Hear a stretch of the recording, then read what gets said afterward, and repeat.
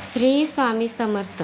नमस्कार मित्रांनो, तुमचं माझ्या यूट्यूब चॅनलवरती मनापासून खूप खूप स्वागत आहे. श्री स्वामी समर्थ. उद्या आलेल्या अधिक मास पौर्णिमेच्या दिवशी आंघोळीच्या पाण्यात फक्त 2 साध्या वस्तू टाकून स्नान केले तर घरातील नकारात्मकता, सतत चिकटपट, दुःख, मानसिक तणाव आणि पैशांची अडचण कमी होण्यासाठी मदत होते, असं आपल्या शास्त्रात सांगितले आहे. विशेष म्हणजे पतीच्या कामात अडथळे येत असतील, मूल्य अभ्यासात लक्ष देत नसतील, घरात सतत वाद होत असतील, तर उद्याचा दिवस अजिबात सोडू नका. ही माहिती तुम्हाला कुठेही सहज मिळणार नाही, म्हणून हा व्हिडिओ शेवटपर्यंत शांतपणे ऐका. नमस्कार मित्रांनो आणि मैत्रिणींनो, तुमचा येणारा प्रत्येक दिवस सुखात, ऐश्वर्यात आणि निरोगी जावं अशी स्वामींच्या चरणी मनापासून प्रार्थना करते.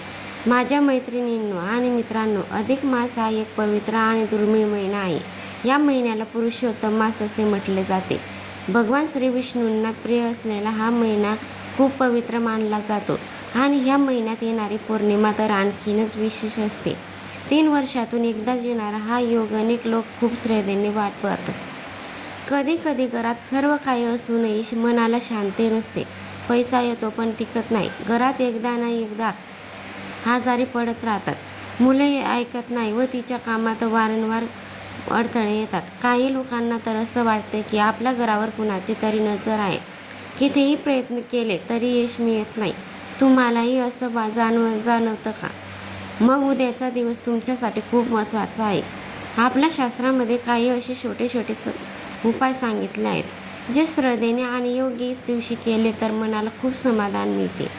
उद्या सकाळी स्नान करताना एक विशेष पद्धतीने तयार केलेला अंगारा आणि लिंबू वापरायचा आहे. पण हा उपाय कसा करायचा, कोणत्या वेळेत करायचा आणि अंगारा कसा तयार करायचा हे नीट समजून घेणे खूप गरजेचं आहे. अनेक लोक देवपूजा करतात, परंतु काही वेळा योग्य पद्धत माहिती नसल्यामुळे पूर्ण लाभ मिळत नाही. म्हणून आज मी तुम्हाला अगदी साध्या भाषेत सगळं सांगणार आहे. कोणताही अवघड पण नाही, अगदी घरच्या घरी सहज करता येईल असा उपाय. उद्याच्या दिवशी शक्य असेल तर सकाळी लवकर उठावं, घर स्वच्छ ठेवावं, देवाजवळ दिवा लावावा आणि भगवान विष्णूचं किंवा स्वामी समर्थांचे शांतपणे स्मरण करावे. अधिक मास देवाचं नामस्मरण खूप फलदायी मानलं जातं. विशेषतः ओम नमो भगवते वासुदेवाय हा मंत्र श्रद्धेने म्हटलं तर मन शांत होतं असं सांगितलं जातं. आणखीन एक गोष्ट लक्षात ठेवा, उद्या शक्य असेल तर घरात भांडण करू नका, कोणालाही कडू बोलू नका, कारण ह्या दिवशी घरातली ऊर्जा खूप महत्त्वाचे मानली जाते. मन जितकं शांत तितका उपायाचा परिणाम चांगला जाणवतो. काही जण विचारतात, ताई आम्ही भाड्याच्या घरात राहतो, तरी उपाय केला तर चालेल का? तर नक्कीच चालेल. देवासाठी स्वतःचं घर आणि भाड्याचं घर असा फरक नसतो. श्रद्धा महत्त्वाची असते. मनापासून केलेली प्रार्थना नेहमी देवापर्यंत पोचते. उद्याच्या या दिवशी शक्य असेल तर सत्यनारायणाची पूजा किंवा साधं विष्णू पूजन जरूर करा. मोठा कार्यक्रम जमला नाही तरी हरकत नाही. फक्त देवासमोर बसून तुळशीचे पान अर्पण करून विष्णूचं नाव घेतलं तरी खूप पुण्य मिळतं असं मानलं जातं. माझ्या मैत्रिणींनो, आता आपण त्या सर्व महत्त्वाच्या गोष्टीकडे येऊया, ज्याची तुम्ही सुरुवातीपासून वाट पाहतात. उद्या अधिक मास पौर्णिमेच्या सकाळी आंघोळीच्या पाण्यात जे 2 वस्तू वापरायच्या आहेत त्या म्हणजे शुद्ध अंगारा आणि अर्धा लिंबू. ऐकायला अगदी साधं वाटतं, पण योग्य पद्धतीने आपण श्रद्धेने केलं तर मनाला खूप सकारात्मकता जाणवते. आता तुम्ही म्हणाल, ताई अंगारा तर आपल्या देवघरात रोज असतो व यात नवीन काही तर इथंच सगळं महत्त्व आहे. हा रोजचा साधा अंगारा नाही, उद्याच्या पवित्र दिवशी विशिष्ट पद्धतीने तयार केलेला अंगारा वापरायचा आहे. म्हणून तो शुद्ध अंगारा बांधला जातो. हा अंगारा बाजारातून आणायचा नाही, तो आपल्या घरातच तयार करायचा आहे.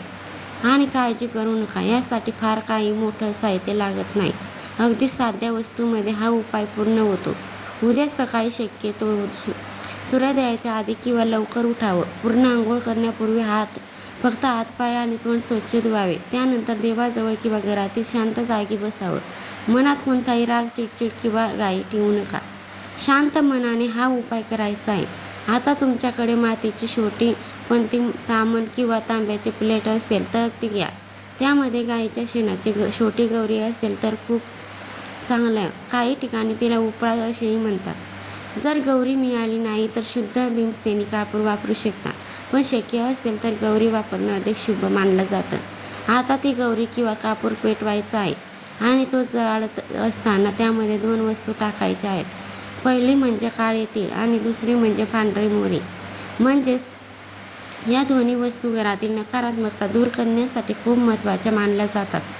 हे करताना शांतपणे भगवान विष्णूचं किंवा आपल्या कुलदेवतांचं स्मरण करायचं. ओम नमो भगवते वासुदेवाय हा मंत्र 11 वेळा किंवा 21 वेळा म्हणा. मंत्र मोठ्याने म्हटलं तरी चालेल, मनात म्हटलं तरी चालेल, पण श्रद्धा असणं सर्वात महत्त्वाचं आहे. थोड्या वेळाने ती गौरी पूर्ण जळून शांत होईल. त्यानंतरचे मऊ राख पुरेल तोच तुमचा सिद्ध अंगारा आहे. हा अंगारा खूप जपून ठेवायचा, कोणाच्याही पायाखाली पडणार नाही याची काळजी घ्या. माझ्या मैत्रिणींना अनेक जुन्या घरामध्ये हा उपाय पूर्वीपासून केला जायचा, कारण आपल्या मोठ्या माणसांचा विश्वास होता की अशा पवित्र दिवशी तयार केलेल्या अंगाऱ्यामध्ये सकारात्मक ऊर्जा निर्माण होते. म्हणूनच अधिक मासातील पौर्णिमेला याचे विशेष महत्त्व सांगितले जात आहे. आणि एक गोष्ट लक्षात ठेवा, उपाय करताना सतत शंका घेत बसू नका. होईल का नाही, खरंच फायदा होईल का असं मनात ठेवू नका.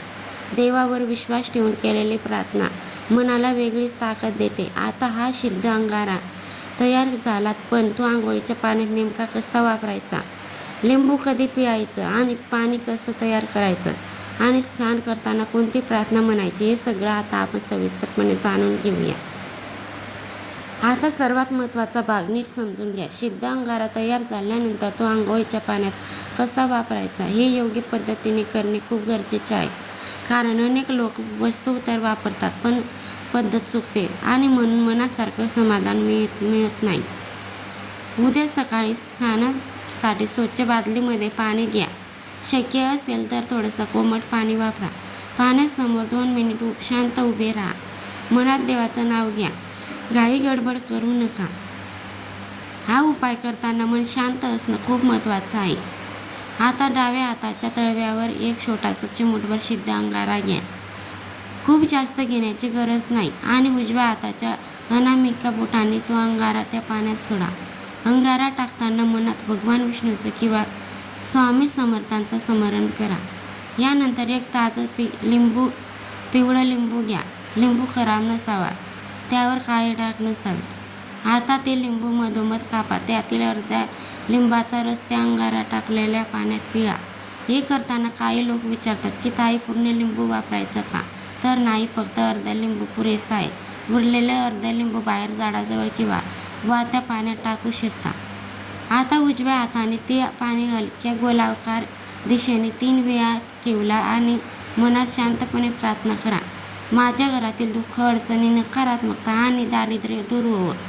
माझ्या पतीला, मुलांना आणि संपूर्ण कुटुंबाला सुख, शांती आणि प्रगती मिळो. इतकी साधी प्रार्थना पुरेशी आहे. मोठमोठे मंत्र म्हणणं आवश्यक नाही. देवाला आपल्या मनातील भावना समजतात. यानंतर त्या पाण्याने शांतपणे स्नान करा. स्नान करताना जास्त बोलू नका. शक्य असेल तर मनात देवाचं नाव घेत राहा. अनेक लोक सांगतात की अशा पद्धतीने स्नान केल्यानंतर मन खूप हलकं वाटतं, सततचा मानसिक ताण कमी झाल्यासारखं जाणवतं. आपल्या शास्त्रामध्ये लिंबाला नकारात्मकता दूर करण्याचा प्रतीक मानला गेला आहे. म्हणून अनेक ठिकाणी नजर उतरवण्यासाठी लिंबाचा वापर केला जातो. आणि अंगारा म्हणजे अग्नीमधून तयार झालेली पवित्र राख. त्यामुळे या दोन्ही गोष्टीचा एकत्र वापर अधिक मास पौर्णिमेला अधिक विशेष मानला जातो. ही माहिती तुम्हाला कुठेही सहज मिळणार नाही, कारण अनेक लोक फक्त उपाय सांगतात पण योग्य पद्धत सांगत नाही. म्हणून प्रत्येक गोष्ट शांतपणे समजून घेणे गरजेचे आहे. घरातील कर्त्या पुरुषांनी आणि मोठ्या मुलांनी शक्य असेल तर या पाण्याने स्नान करावे. विशेषतः ज्यांच्या कामात वारंवार अडथळे येतात, ज्यांना सतत मानसिक ताण जाणवतो, त्यांनी श्रद्धेने हा उपाय करावा. पण एक गोष्ट कायम लक्षात ठेवा, कोणताही उपाय हा फक्त श्रद्धा नाही, सकारात्मकतेसाठी असतो. घरात प्रेम, शांतता आणि चांगले विचार ठेवूनच तितकंच महत्त्वाचं आहे. फक्त उपाय करूनच उपयोग नाही, घरातील वातावरणही चांगलं असलं पाहिजे. अधिक मास पौर्णिमेचा दिवस फक्त उपाय करण्यापुरता नसतो. या दिवशी आपलं वागणं, बोलणं, घरातील वातावरण आणि मनाची अवस्था यालाही खूप महत्त्व दिलं जातं. कारण शास्त्रामध्ये सांगितलं आहे की जिथे शांतता आणि श्रद्धा असते तिथंच देवाची कृपा टिकून राहते. उद्याच्या दिवशी शक्य असेल तर सकाळपासून घरात वादविवाद टाळा. कोणालाही उलट बोलू नका. विशेषतः आई वडील पती किंवा घरातील मोठ्या व्यक्तींना दुखावणारे शब्द वापरू नका. काही लोक दिवसभर पूजा करतात पण बोलण्यात कटुता ठेवतात, त्यामुळे मनाची शांती मिळत नाही. अधिक मास पौर्णिमेला शक्य असेल तर घरात तुपाचा दिवा लावा. देवाजवळ तुळशीचे पान अर्पण करा.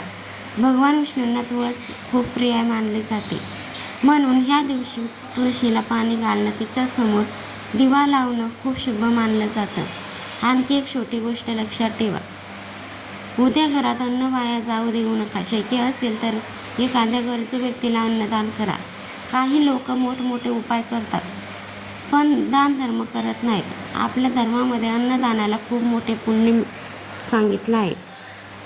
तुमच्याकडे क्षमता असेल तर उद्या एखाद्या मंदिरात जाऊन भगवान विष्णूंना पिवळी फुलं अर्पण करा किंवा फक्त शांतपणे बसून ओम नमो भगवते वासुदेवाय हा मंत्र काही वेळ म्हणा. इतकं जरी केलं तरी मन प्रसन्न होतं. काही जणी विचारतात, ताई आम्हाला मोठी पूजा जमत नाही तरी चालेल का? तर अगदी चालेल. देवाला देखावा लागत नाही. मनापासून घेतलेलं नाव सर्वात मोठं असतं. घरात बसून साध्या पद्धतीने केलेली प्रार्थना ही देवापर्यंत पोचते. आणखी एक महत्त्वाची गोष्ट, उद्या रात्री शक्य असेल तर झोपण्यापूर्वी देवाजवळ बसून आपल्या मनातील चिंता शांतपणे सांगा. काही वेळा आपण सगळ्यांसमोर मजबूत राहतो पण मनातून खूप थकलेले असतो. अशा वेळी देवाचं नाव मनाला आधार देत असतं. अनेक लोक सांगतात की अधिक मासात श्रद्धेने केलेल्या छोट्या सेवेमुळे त्यांच्या घरातील वातावरण बदलतं. सततीचा ताण कमी होतो. मनाला धीर मिळाला म्हणून कोणताही उपाय भीतीपोटी करू नका. विश्वासाने करा आणि उद्या स्नानासाठी वापरलेले उरलेलं पाणी घरात इकडे तिकडे साठवून ठेवू नका. स्नान पूर्ण झाल्यावर बादली स्वच्छ धुवून घ्या. घर स्वच्छ आणि प्रसन्न ठेवण्याचा प्रयत्न करा. ही माहिती कुठेही सहज मिळणार नाही, कारण अशा गोष्टी आपल्या जुन्या परंपरेतून पुढे आलेल्या आहेत. आपल्या आजी आजोबांनी श्रद्धेने जपलेल्या ह्या गोष्टी आजही अनेक लोक मनापासून पाळतात. माझ्या मैत्रिणींनो आणि दादांनो, उद्याचा हा अधिक मास पौर्णिमेचा दिवस श्रद्धेने आणि सकारात्मक मनाने साजरा करा. भगवान विष्णू, माता लक्ष्मी आणि स्वामी समर्थांची कृपा तुमच्या संपूर्ण कुटुंबावर राहो ही मनापासून प्रार्थना. आजची माहिती तुम्हाला आवडली असेल तर व्हिडिओला लाईक करा. तुमच्या मैत्रिणींना शेअर करा. कमेंटमध्ये श्री स्वामी समर्थ, ओम नमो भगवते वासुदेवाय नक्की लिहा. आणि अशा श्रद्धामय माहितीसाठी चॅनलला सबस्क्राईब करून बेल आयकॉन दाबायला विसरू नका. श्री स्वामी समर्थ. जय जय स्वामी समर्थ. धन्यवाद.